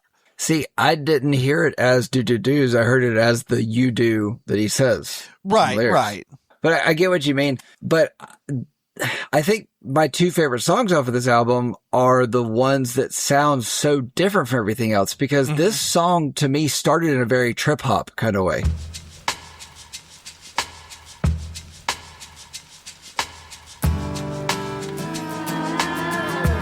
And I know when we did the Sneaker Pups album, you were like, is this trip hop? Like, old Right. man, like, get off my lawn. Is this what it is? Yeah. I feel like that's kind of the backbone for this song was, they were wanting to make a trip hop song. And honestly, I like this song so much because it just sounds like it should have been out of the Jamiroquai, section of history that I really enjoy, that, virtual insanity part of things. I think it's a lot of fun. I agree. I think I think the music is beautiful. I like that the lyrics are weird. Like musically, this is a very romantic kind of song. And with the title, I Want You, like it feels like, okay, that's pretty obvious what we're doing here. And then we have a verse that goes, the village churchyard is filled with bones weeping in the grave. The village churchyard is filled with bones weeping in the grave. The silver lining of clouds shines on people Jesus couldn't save. The silver lining of clouds shines on people Jesus couldn't save. There's parts where he repeats, send me all your vampires. I want you. Send me all your vampires. Send me all your vampires. What is going on? Like, the lyrics and the music feel like they belong in two separate worlds, but somehow, love him or hate him, Jenkins brings it all together and it just works. So this is Jenkins writing a song or lyrics to stay in that bed all GD day. This is what we call a callback. Musically, this song stays relatively, I almost say flat, but it doesn't really, there's no big movements or swings or anything. But at 2:41, where it kind of dips down and there's this extra little picked guitar thing happening.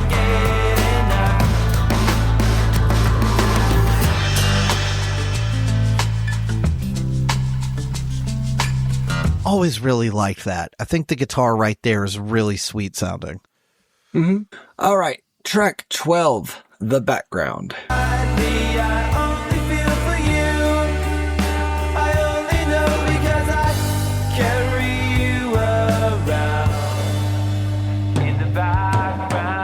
Okay, so I'm going to say this for 12, 13, 14 to close out this album. After track 11, I was fatigued on a straight through listen. Mm-hmm. Like I said before, I did go and start on like track 7, I think it was. And it was almost like I got to this point and I felt the same way every time I got to it. I enjoy these songs, but this one being called The Background is rather appropriate because almost every time I listened to it, it just kind of became the background music to what was happening. And 13 and 14 just kind of fell victim to that.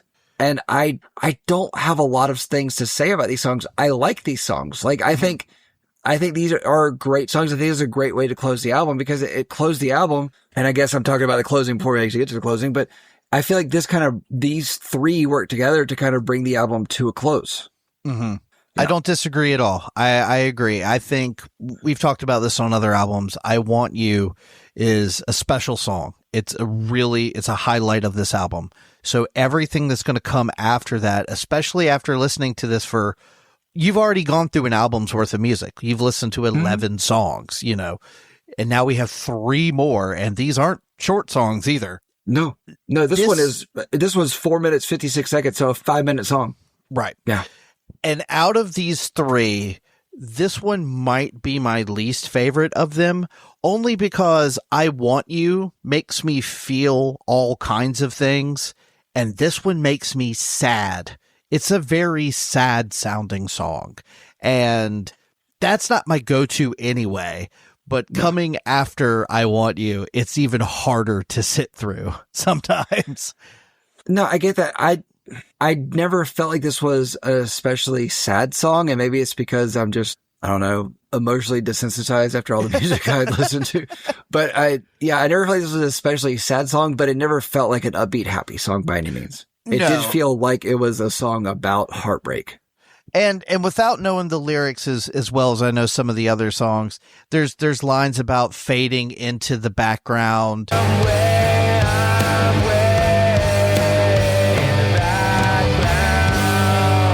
And things of that nature. It sounds like it is a sad song lyrically and musically, but I do really like at 3:01 where it does kick it up a notch, especially the big guitar that comes after that section I think is really good. The background.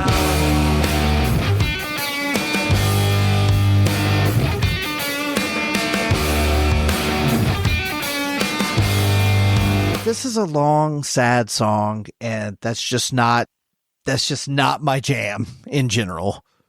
Yeah, no, that's fair. All right, let's move on and talk about track 13, Motorcycle Drive-By. of you on a motorcycle drive by. The cigarette ash flies in your eyes and you don't mind. You smile. So I kind of felt like within just the title of this, I guess early LA 90s or early 90s LA drive-by, a motorcycle doesn't offer much protection. No. Well, a motorcycle doesn't offer much protection for anything, period. But anyway. Much less a drive-by. Yeah. But yeah, I remember really liking this song, but it kind of falls into the same thing I was talking about, that it's like these three just kind of work together as a closer to this album for me. Mm-hmm. And it's almost like it just kind of became, these three songs all just kind of became background, and I don't have a lot of notes about them. And before we sat in to record, I was looking at them going, I really wish I'd taken the time to listen to these more intently, individually, but every time just kind of the same thing would end up happening. Mm-hmm. I really enjoyed the song, but this one also felt... Yes, agreed. All three of these are pretty heavy emotionally. At least it feels that way. But for me, this is my favorite of these three. This is another builder. This is one that starts very slow, very stripped down.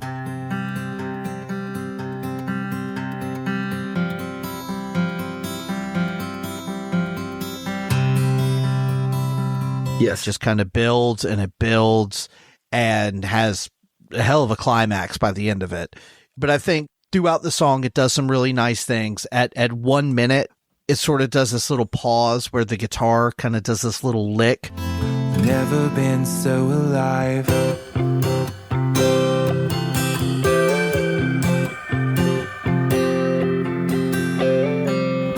That I think is really, really pretty. And it kind of breaks it up for a little bit there.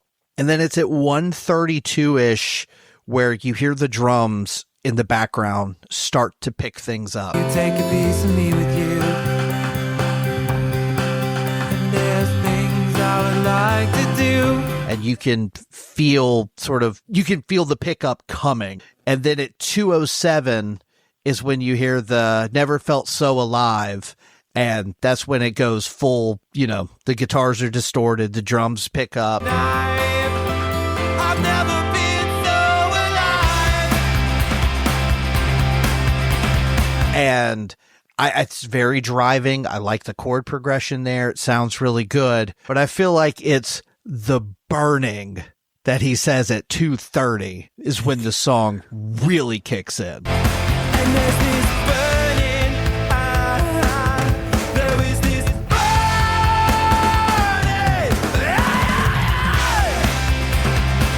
Yeah. Okay. That burning is one of the best parts of the whole album, especially with the yeahs after it. Yeah. So that did stick out to me within it. And there was a couple things within this one that did. And as I'm like sitting here listening to you talk about it, it's like, I do remember these certain things within it.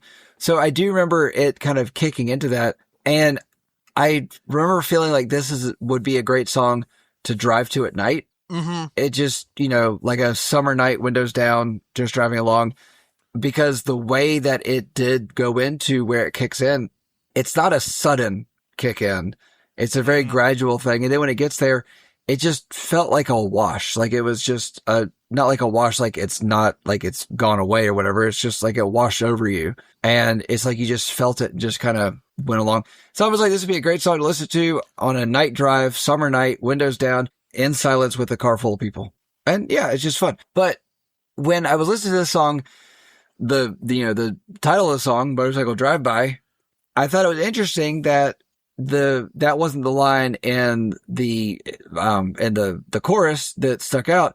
It's a part of a line within a verse, because the line is visions of you on a motorcycle drive by. Visions of you on a motorcycle drive by. It's almost like it changed the meaning from, a motorcycle drive by to, it's like, no, you're on a motorcycle. Like I get a vision of you on a motorcycle driving by. And I just thought it was a cool thing. But then, the line after that in the song did bother me, because the line after that is, the cigarette ash flies in your eyes and you don't mind. By the cigarette ash flies in your eyes and you don't mind. No, as a former smoker, no, cigarette ash in your eye hurts, especially right off the cigarette, because that's still hot. Again, that sort of hip hop vocal delivery in a song that has nothing to do with hip hop in any way. Yeah. But I will say the last verse of the song, after it sort of, we've had the big build and now we're coming to an end. I'm just going to read all these lyrics here, but because I think this is gorgeous. And when you hear it with the music and the picked acoustic guitar, beautiful. I'm going to put a clip of it here. Starts to rain, I paddle out on the water alone. Taste the salt and taste And the now rain. read the song.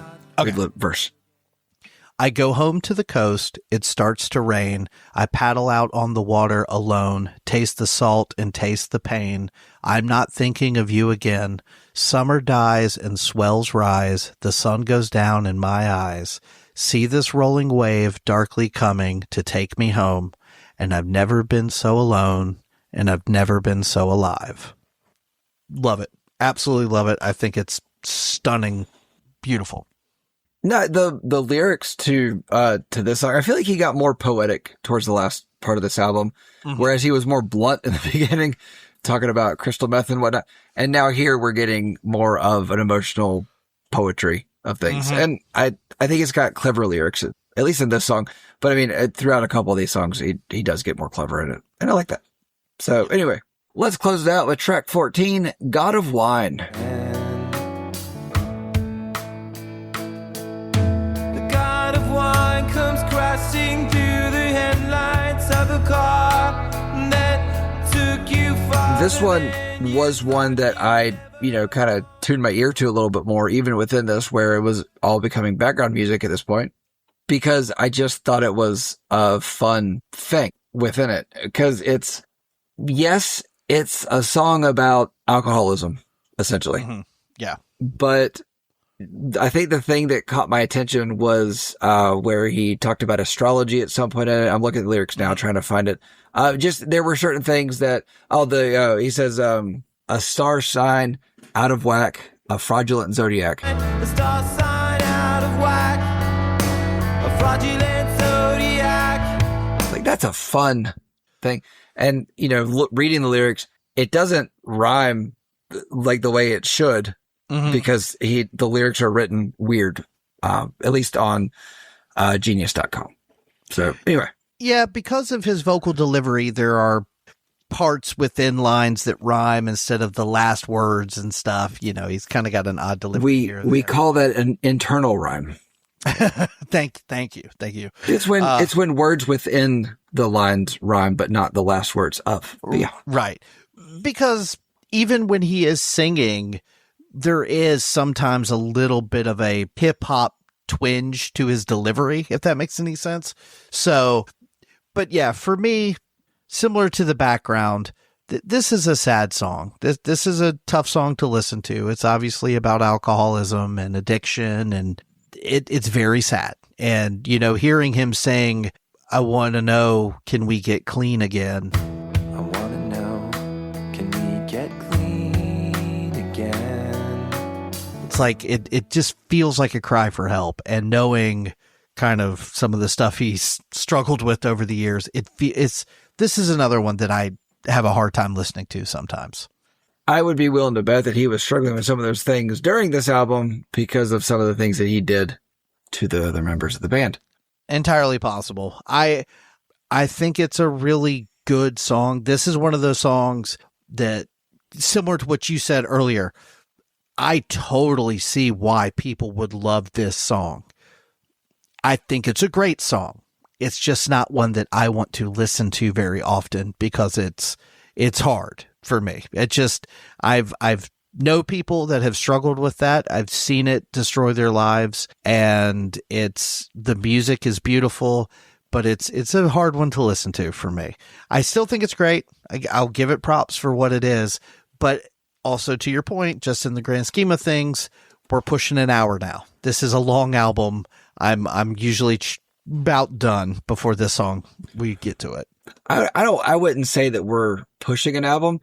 Or an hour. I would say that we've gotten to an hour because by the time the song ends, we are at 57 minutes, 33 seconds. So right. it's an hour long. Yeah. I know a full hour is 60 minutes, but whatever. Yeah. it felt draining. And now I did see a thing that was saying that this song leaves a listener emotionally drained and in the exact right way. And I thought, I've never been emotionally drained in the best way. Usually when I'm emotionally drained, I just want to quit, just everything, just like stop and recover. I can understand exactly what it would mean by this song, or I wouldn't even say this song. I would say the last three songs. They're emotionally draining songs. They are, right. They're tough to listen to. And I get why this is the last song on the album. Makes perfect sense. But yeah, listening to these three songs back to back to back is not easy if you're not prepared for it. No, and if we take a second and just think about how the album started, because it started so big and bright, and then, I mean, he even made a song about meth addiction sound happy, and here you can't make a song about alcoholism sound happy. Well, I mean, and so, you know, as kind of as we wrap this up, I think the track listing is very deliberate. I think there is a reason that the album started the way that it did, and then it ends the way that it does. And I think even though my personal music tastes, obviously I like the first half of this album way more. Hell, the first 3/4 of this album, really. This stretch is not my favorite. If these songs were put in sporadically throughout the track listing, I might like them more, but I think this is how the album is supposed to go. You're supposed to end in this fashion. No, that's fine. I get that. I would say that probably 7 through 11, like that's a stretch of this that I thoroughly enjoy. And I honestly think those first 6 songs, they are really, really good too. It's just, we've heard them so many times that they've lost a little bit of their luster. But I think, honestly, 1 through 11, I'm very happy with. And again, it's not to say I don't think these last 3 songs are good. I really think they are well-written songs. They're just not my style of music that I tend to go for. And thematically, they're pretty heavy. Yep. All right, Monster. That concludes this one. Have you started seeing out of your third eye yet? It's still shut. Okay. What's new with you? Hey, hey, good looking. Cooking. I mean, Semi Charmed Life has some rapping. I Want You kind of does too. Graduate has some bounciness to it. But London is probably the fastest, most aggressive song from start to finish. Nothing on this album's very new, so we'll just go with that. No, it's not new. And Danger, what's cooking? I honestly feel like the best song to cook to off of this is gonna be Good For You. I kind of was juggling between a couple of them, but I feel like Good For You is just a good one. It's a good one for you. Yeah, it is. Mm-hmm. It is. So clearly, I am going to be higher than you at the end of this, so I will let you go first. All right, that's fine. Third Eye Blind's 1997 self-titled debut is one of the defining rock albums of the late 90s. At least it was for most people, but I am not one of those. I have heard the hits off of this album too many times to like them. They are well-written songs, though. The first half is just full of songs that I have heard too many times. And quite frankly, that does taint my current opinion of this album. This is an album that's full of themes that I should love. Addiction, relationships, depression, insecurity, and self-destruction. All of it is wrapped in a bright, melodic, radio-friendly power pop, and that is just not going to be my thing. The last half does take a turn. These songs didn't see the inside of a radio station. The last third is where things really change and make up an album that should be thought of more when people mention this band. I gave this album a 5.59. That's rude. That's just rude. No. What's rude would have been my first run through on this would have been I think it was like a 3.5, but then I had to like stop and go back and listen to it again, and I reassessed things and ended up at 5.59. I wonder how often people are like, is this a good album? Yeah, but I don't like it. Why? I've heard it a lot. Like, Yeah. I get what you're saying. When you've heard something a million times, it definitely, like, it goes from, even if you like it, to being like, okay, I get it. I don't want to hear this anymore. So I get that. But it's just, I don't know. Like, I'm thankful that this album has not reached that point for me. Yeah, I don't know. Like I said, I can see that they are well-written songs.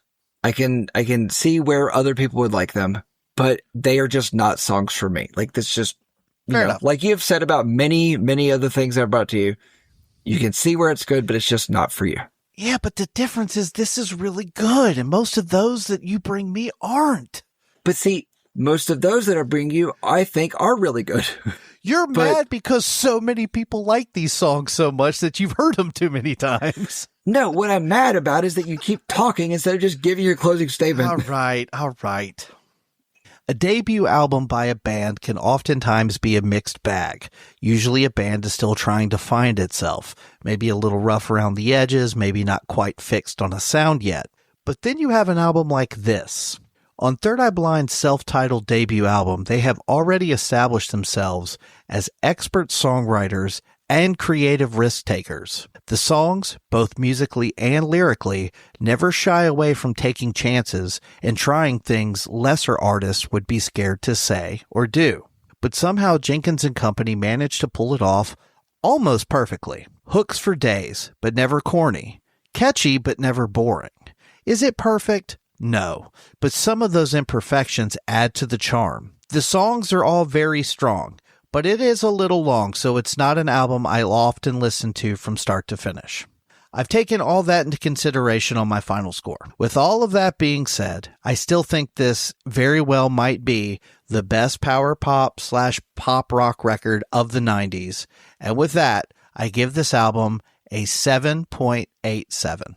All right. So Monster gave Third Eye Blind's debut self-titled album a 7.87, and I gave it a 5.59, which gives it an overall average of 6.73, putting it into the 49th position, just above Poppy and just below Taking Back Sunday.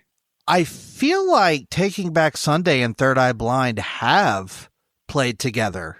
They may have. I don't know if they went on tour together, but I'm almost certain they have played together. I wouldn't be surprised if they toured together.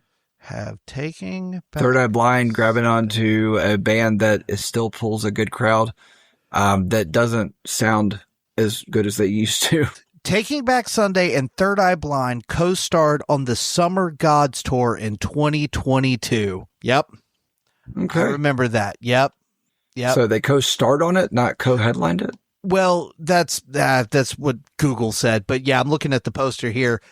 Technically, it has Third Eye Blind above Taking Back Sunday, but I'm pretty sure it's kind of like 311 and Dirty Heads are on tour right now, and some nights 311 plays last, some nights Dirty Heads plays last. It's probably the same kind of thing. Yeah, fair. That might be the first time this has happened. I feel like it's probably happened before. Yeah, okay. I don't know. I just say that out of like, I'm just giving it the benefit of the doubt. We're not going to look it up. No. But there's a lot of combinations to look up, and I'm just not I don't have that kind of time. No, it's not going to happen. Or patience. Or attention. Nor should you. Yeah. No. If you disagree with the score that we have given this album, then please shoot us an email at breakdownsbreakfast@gmail.com or head on over to one of our social media platforms, Facebook, X, or Instagram, and let us know what you thought about this episode, or if there is a album that you'd like for us to give the breakdowns treatment to in the future. Why did the toast break up with the jam? Why? It found someone butter.